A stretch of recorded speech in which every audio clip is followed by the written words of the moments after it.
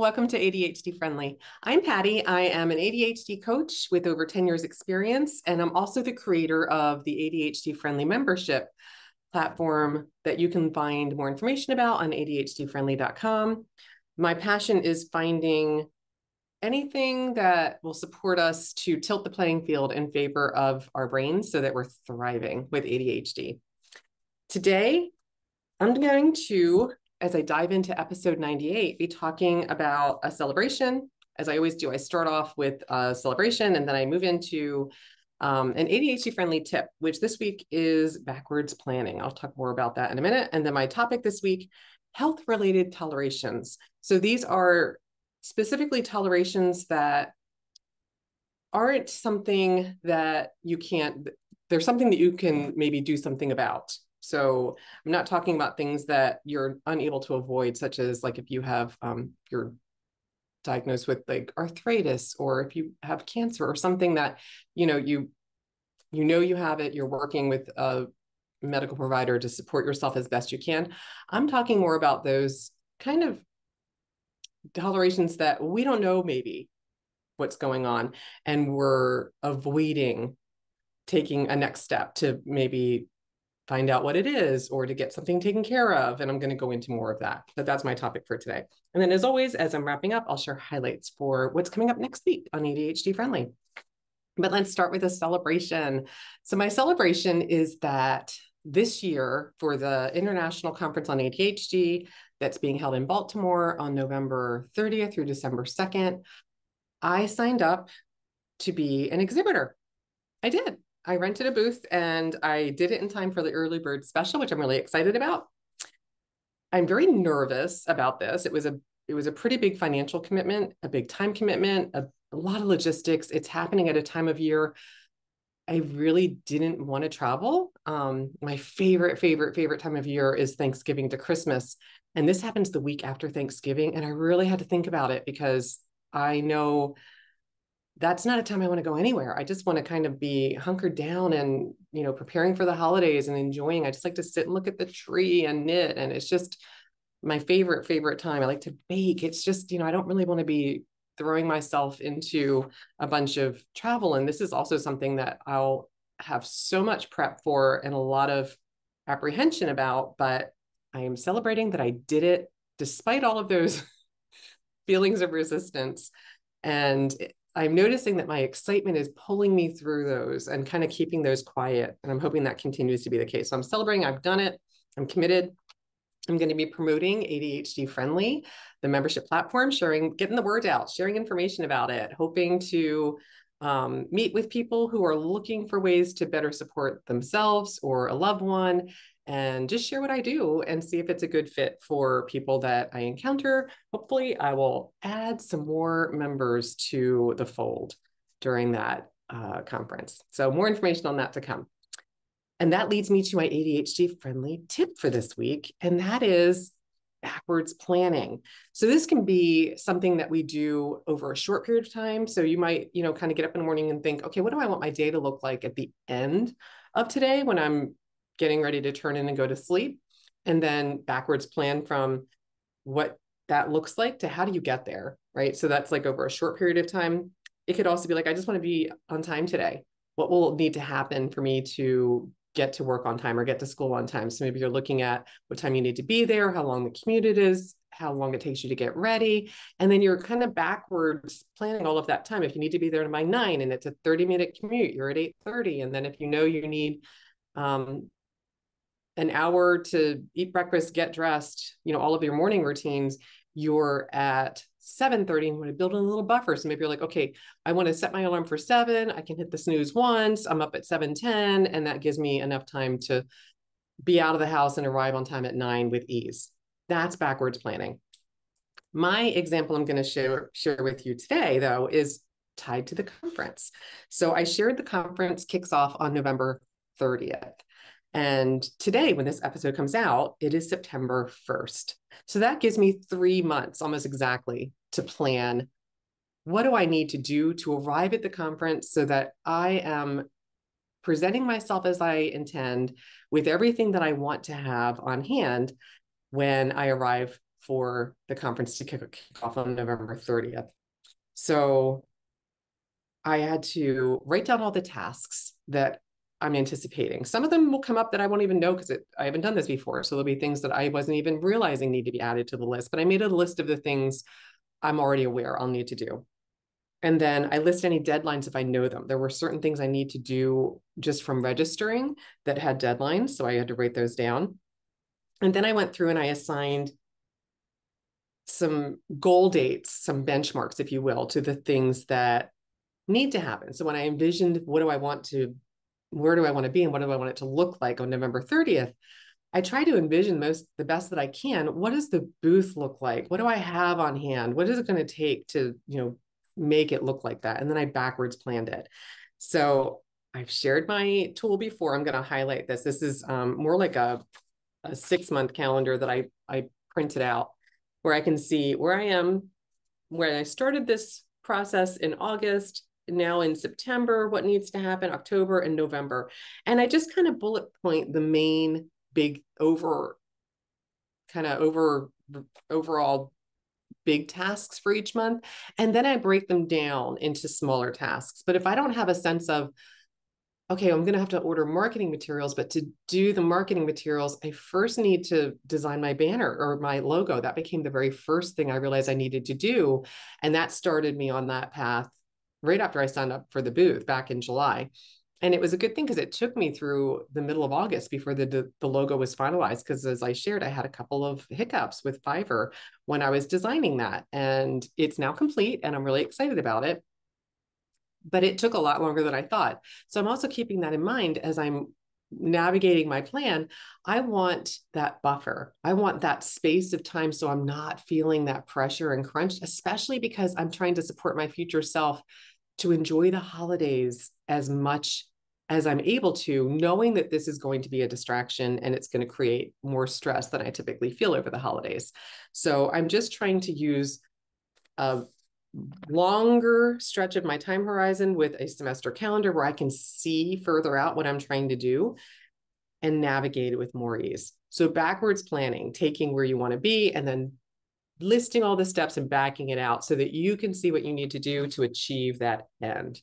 Backwards planning, it's a real powerful tool, especially when we have the tendency to be impacted with our ability to see time and manage time when we have ADHD. That time blindness is a real thing. So backwards planning is a way to just support yourself to see it and plan accordingly to get where you want to go. All right, on to our main topic for today, and it's health-related tolerations. I've talked about tolerations in previous episodes, but today I'm really going to go into specifically health tolerations. So health tolerations, here's a definition of tolerations. Start there. That's backwards. Let's back it up and start with the definition of tolerations. Tolerations are the stressors, situations, or conditions that are interfering in our lives and causing irritations. I always like to underline anything that you're tolerating is draining your energy. It's costing you energy and reserves just to tolerate it. If you think about really loud noises, if you don't like noises, really bright lights, if that, isn't something that you're able to manage with ease, it takes energy to tolerate that, and you have less of it left to do other things. Health tolerations can really be one of those things that drains our energy. And as I mentioned at the top of the episode, sometimes we can't do anything about the things that we're tolerating. If you have like chronic pain from something that isn't something that you can really do anything about, if you have like arthritis and you're like doing everything that you can, but you're going to have to just tolerate that, that's different because the amount that it's draining you is different when it's something that you're doing everything you can to manage it than if you're avoiding finding out what's causing that pain or discomfort or what's making that symptom. And you're just, I just hope it goes away, or I really don't want to find out what that is because I'm afraid, or whatever it is. And common barriers to managing health tolerations are what I'm talking about today. And these are not ADHD specific reasons that we have these health related tolerations. But the reason I'm talking about it is because a lot of times, if they're things that are going on in the neurotypical population, if you will, we tend to be challenged even more than that. And I'm just sharing this in case, as ever, information can help us to maybe shift our perspective or see something that we want to do something about. I always want to highlight, I am not a medical professional. I'm just sharing a topic that I know I struggle with things that I tolerate and how long it takes me to actually take action. I have a lot of I hope that just goes away, or I hope that isn't something I'm ever going to have to actually do anything about. And because it's something that I have had come up a number of times more recently too, I thought, you know what? I'm kind of guessing I'm not alone. Even though when I searched this, I really didn't find articles specifically to what I was talking about. They're more based on fear about, going to the doctor. But it's probably one of those reasons that we're tolerating. So I'm just going to share some information and invite you just to explore, are you tolerating something? And is there something you could do, one small step to maybe step out of your comfort zone to begin exploring what could you do to manage that or to take care of it, whatever that might be, that would work for you in your life and your situations. So the research that I did share common reasons people resist going to a doctor. And I call these like barriers. And there are many of them, but I'm going to highlight the 7 most common. Okay, number 1, fear. Sure. So it could be just fear of doctors, hospitals in general. Could also be a fear of needing a procedure or having to get a shot, fear of needles. One of my kids is absolutely terrified of needles, and it has been a challenge, oh my gosh, all throughout childhood to manage the fear of the needles. We might find the thought of whatever could be going on really provokes a lot of anxiety, a lot of stress. We might be afraid of hearing something is actually wrong. So it's like, I'd rather not know. We're still tolerating it and it's still draining us, but it might be that I'd rather that than actually find out that there's something going on. Or we might even fear that we might be judged by the doctor. This comes up a lot if around weight. So embarrassment about what our weight is, or maybe we haven't been to a doctor for a long time. So when the doctor's like, oh, well, when was the last time you were in? And if it's been a long time, that fear of that perception of being judged can absolutely stop us. It's like, nope, not putting myself in that situation. So those are some of the examples of fear getting in the way of going and exploring, getting some support for a health toleration. The next is embarrassment. So there was a study done by one medical group that showed that 45% of people have kept health information from their doctor. And this is even, the article was saying like they're at the doctor and the doctor's asking them the questions and they're not sharing everything. So 45% of people, 60% have considered withholding information based on the situation. Depending on whatever's going on in the moment, 60% have considered not sharing some information about their health.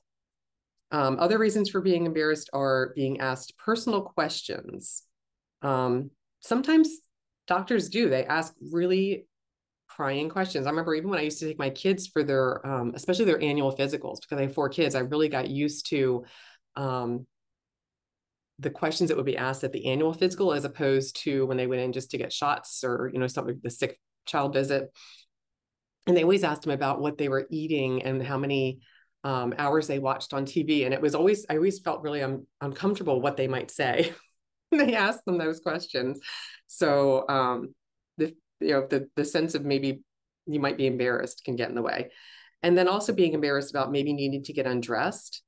So for example, if a woman's going to have a breast exam or a man's going to have a prostate exam, that, having to put on the gown, like the whole thing might get in the way. The other area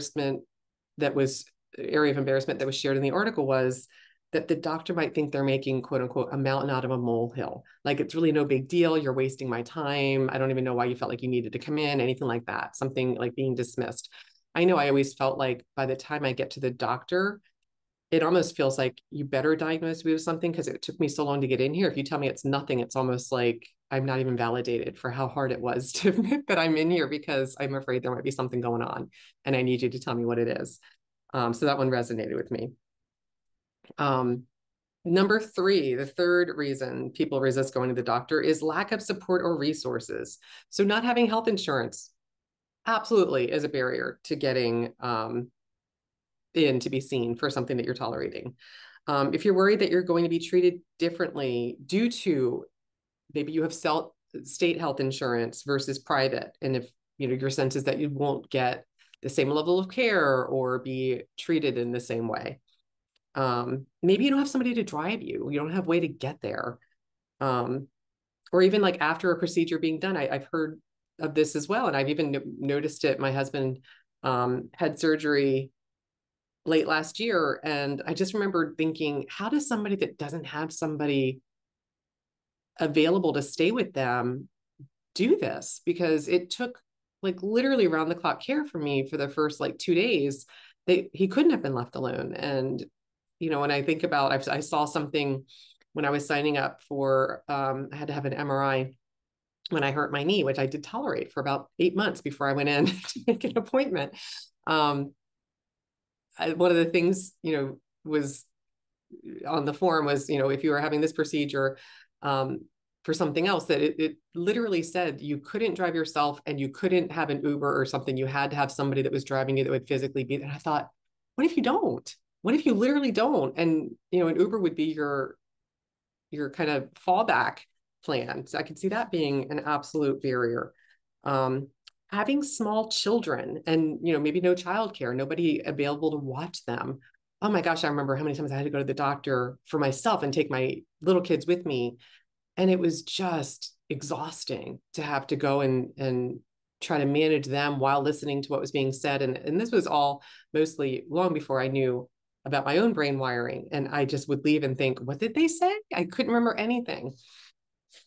So those are lack of support or resources reasons. The fourth common reason that people resist going to the doctor is they don't have a doctor.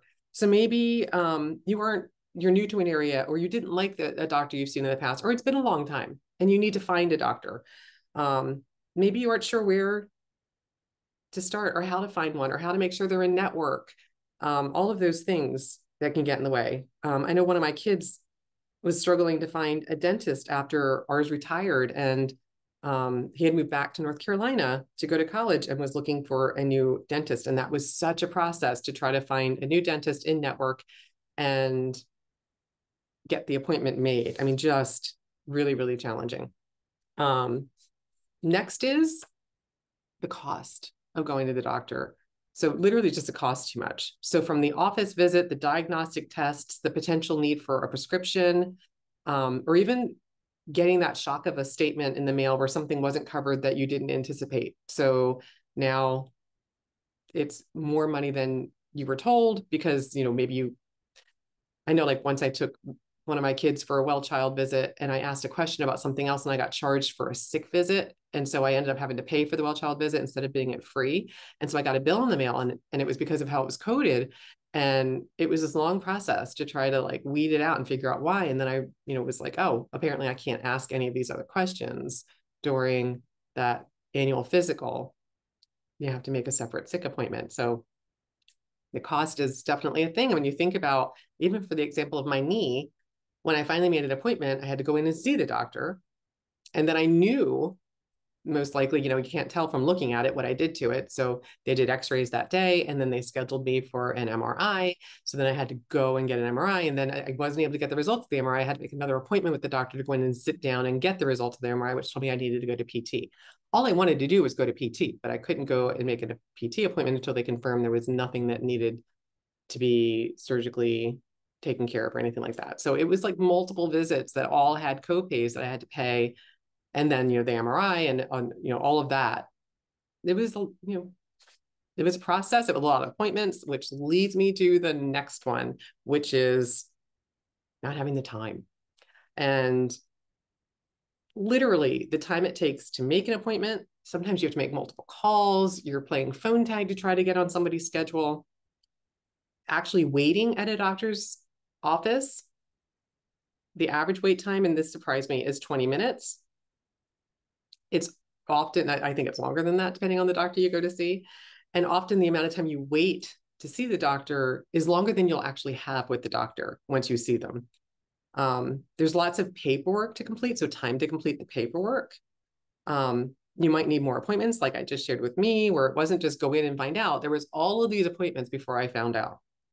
And they all require time to schedule, time to drive to, time to wait, time to be seen, multiple.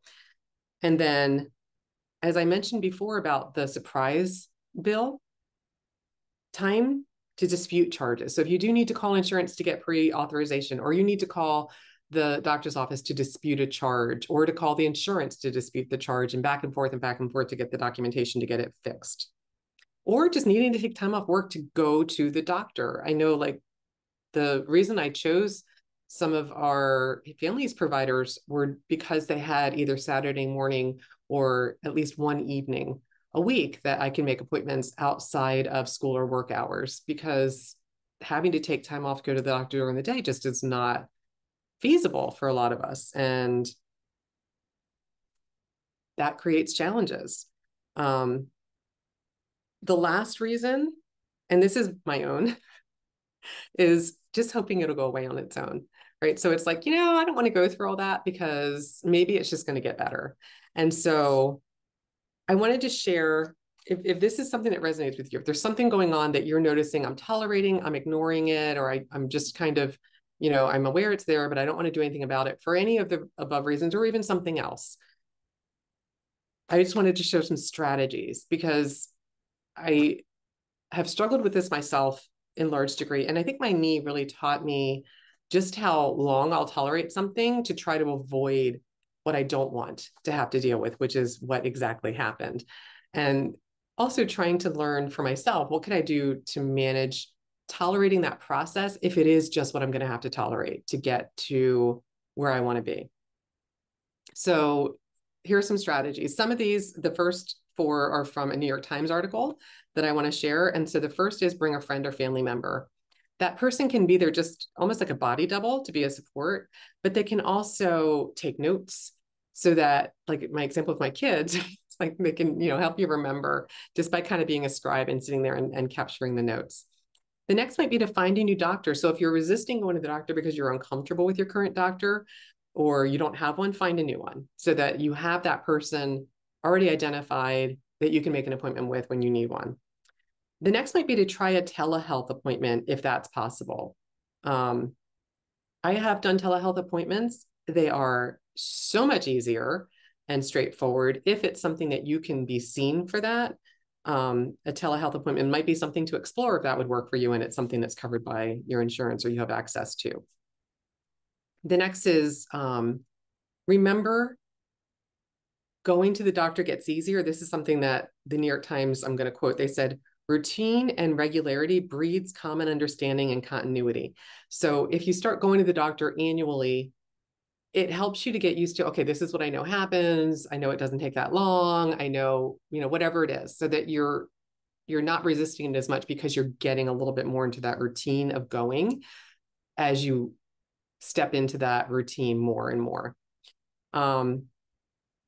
The ones I want to share that I've just noticed worked for me and my resistance to going and getting things checked out is, if there's difficulty making appointments, I've had a number of my clients outsource it. So if there's another family member or partner that's better at that and they're open to making the appointment for you, outsource it. Let somebody else take care of that. Let them know when you're available and just schedule. Or if they have an online schedule option where you don't have to talk to someone. I know for a lot of us, talking on the phone creates a lot of resistance. So if you can just go and kind of like see the schedule, and I always find this helps with my working memory. If I can look at the schedule they have openings for and my schedule without the pressure of somebody waiting for me to say yes or no, I can make that appointment so much more easily than I can live with a person on the phone when they're giving me a time and I'm having to, in that moment, commit to something and then either have to call back up and cancel it because it really doesn't work, or deal with it and the repercussions of it because I made it in the moment without really taking the time to look at it and notice if it works for me. If you're hoping that it just goes away, this is something I've just done recently. As I mentioned, when I had my knee, that I ended up needing to get physical therapy for it to get better, and it did. I'm trying to remember that experience and really lean into it, because I was uncomfortable for months and months before I went and started the process. And while it was annoying, I had to go to so many appointments and it cost money and all of that, it still took care of the problem in the end, which was worth the effort. So if hoping it goes away, one of my tips is to consider setting a date to take action. So it might be like, you know what? I don't think this is anything, but I'm going to put a calendar reminder for depending on what it is. Like if you fell and you're like, oh, I'm hoping this is just like a twist ankle or something, maybe you put a date on the calendar by Friday. Or if you've got a lingering cough, don't let it go for a long time. I tweaked my shoulder throwing tennis balls to my dog, and I just noticed like it didn't bother me at all, except when I did certain things and I was like, crap, it was like the knee, and I was kind of annoyed. But I was like, all right, you're not going to deal with this for 8 months again. So I set a deadline for myself of 8 weeks. I did wait 10 weeks before I made the appointment, but just having it on the calendar reminded me of how long it had been, and it created more urgency, where I was like, okay, yeah, this is still going on. And it feels similar to the knee, where it's not just going to go away because I've done whatever I know to do. And I don't want it to get worse. I don't want it to become something that I'm kicking myself for not taking action sooner. So set a date to take action and just see how that works, at least to make you aware of how long you've been tolerating it. Because the other thing I noticed for myself was, oh my gosh, I really didn't hold on to how long I was dealing with it. And when I realized it with my knee, it was like, gosh, this really has been going on for a long time. So set a date to take action and just notice if that supports you to do it with a little bit more ease. The next strategy is to list the steps. So if you're resisting making an appointment, maybe list the steps of finding a new doctor, for example. So it might be like, look up in network doctors and make a list. And that next step might be to pick a few and read reviews. And then once you've narrowed it down, maybe you're looking for a location, like list what your priorities are. And then, don't just write schedule appointment. That might be way too big, too many steps that need to happen before you can get to the point that you're actually scheduling. So break it into what's the very first thing you would do and what would be the thing after that, so that you have a step-by-step plan instead of one step that's actually a project. Look for accountability partners. So if that's helpful for you, maybe have somebody that you're checking in with you to see if you took that action, if that works for you. Maybe somebody else is also struggling, like maybe you both haven't gone to the dentist in a while and you've got a friend that hasn't gone as well. And maybe you're both kind of like, you know what, let's both commit to making an appointment with the dentist by the time we see each other next week, and then we'll celebrate together. I know I have on my 23 and 23 list, I had 6 out of the 23 things that were health related goals for this year. And I've checked in on the podcast over all of them. And I've done all of them now, except one, which I've made the appointment for. So that will happen, because for me, once I make the appointment, I'm going to go. It's just really hard for me to schedule things on the calendar. So maybe listing out what you're trying to do and get an accountability partner if that's helpful. The next tip would be ask questions for yourself, like coach yourself. Ask, what is it that's making this hard for me to go see a doctor? What's getting in the way of going? Or what would make it easier for me to make an appointment with my doctor? Ask yourself an open-ended question and just notice what the answers are. We tend to just be stuck and kind of like, oh, I'll think about that tomorrow. I'll do that another time. I don't know. I don't want to deal with that. But if we ask ourselves, what's making this hard for me? Then we can kind of, just kind of like list the answers. Just like, you know what? I don't have the time, or I feel like I don't want to know the answer to this, or whatever it is. But ask yourself the question. So then you at least have tangible things to work through to come up with hopefully a plan to support you to get there with more ease. And then the last tip I'm going to share is always my favorite. And that's plan a sparkly reward. If you're finding resistance, but you're tolerating something related to your health that you really would like to get crossed off your tolerations list, find a sparkly rewards. Maybe I know, like my kids, when they had to go get shots, and they still do it. If I take them to the doctor, they're like, hey, can we stop and get a milkshake on the way home? It was always, they can get a milkshake on the way home. And especially like I remember like if we go to the doctor and they weren't expecting to get a shot, but the doctor's like, oh, you're actually due for this. And they look at me, I'm like, yes, you can get a milkshake on the way home. Milkshakes were always the sparkly thing that would pull them through it. So notice, what is it that would make it sparkly for you? Maybe it's, you have lunch afterwards, or you go shopping, or you go, do something for yourself, something that's going to pull you into doing it with more ease, so that you're not tolerating something that hopefully you don't need to tolerate, or that you can go ahead and start getting taken care of. Okay, I hope I covered. That was a topic I've been thinking about for a long time. And it really just came from my own experiences of noticing I had a number of health-related tolerations that weren't doing me any good and weren't going anywhere helpful when I just kept tolerating them. And I just wanted to share that in case anyone listening to this has had similar challenges. And I invite you to post in the comments if you have things that you've been tolerating, and maybe if you have some strategies, whether you've tried something I've shared or you've done something different that worked for you. Please share. We all learn from each other, and love to hear if you have something else that could support me or anyone else to manage our health tolerations. All right, quick recap for episode 98. Again, I shared at the beginning, my ADHD-friendly tip for this week is try backwards planning, and maybe try backwards planning related to taking care of your health toleration. So when you think about what you like for me, I, wanted, if I go back to like my knee, I wanted to be able to do all of my yoga poses without feeling pain or re-irritating my knee so that it was bothering me. And so my main thing was I wanted to be able to do extended child's pose, which is one of my favorite yoga poses. And I couldn't do it for 8 months. I couldn't do it. And because I went to PT, I can now do it again. And so like when you picture what you want and then backwards plan what it takes, now that's not something I did at that time, but I did do it for my shoulder because I realized I want to be able to lift my arm and not have it hurt when I do certain things. And I knew from my knee that just waiting for it to stop hurting most likely wasn't going to work, and just need to go and see what it is. I'm still in the process. So hopefully that'll be a celebration that I've got it taken care of, that at least I've taken this step and I've started the process again. And next week, I'm going to be talking about intermittent fasting.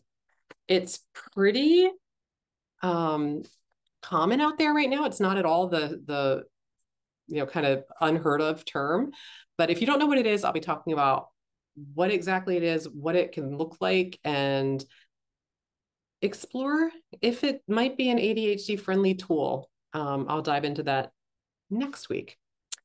As always, please take what works for you and leave the rest behind. Again, I'm not a medical professional. When I share things having to do with health, I'm just sharing them based on some things I found that I want to just pass on in case they're friendly for you, but always check with your healthcare provider anytime you do alter your, whatever you're doing to support yourself, to manage your health, and capture what does work for you in your personal owner's manual. Again, if you don't have a POM, personal owner's manual, and you're interested in starting to capture these things in one place so you can go back and use them again and again, always check out my website, ADHD-friendly.com, for lots of resources to get you going. Until next week, tally ho.